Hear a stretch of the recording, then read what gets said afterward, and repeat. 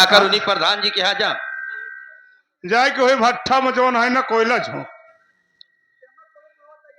ये आदरणीय परम सम्मानित महेश यादव जोगापुर के पवन धरती से ये आपकी तरफ से सीन को देखते हुए 11 पत्र को गाय बाबू दोनों आज सादा पड़ा हूं। तो साथी भैया बाबू लोग यहीं से हम सब विदा होते हैं बाबू। ये हमारी संगीत रही भैया भाभी का सितम, माँ बेटे की खून की कसम उर्फ डाकू दुर्जन सिंह। हम कलाकारों से अगर कोई गलती हो गई बाबू, खेलने में कोई टूटियां हो गई हो तो अपना मासूम अपना छोटा भाई समझकर गलती को माफ कर देना बाबूजी।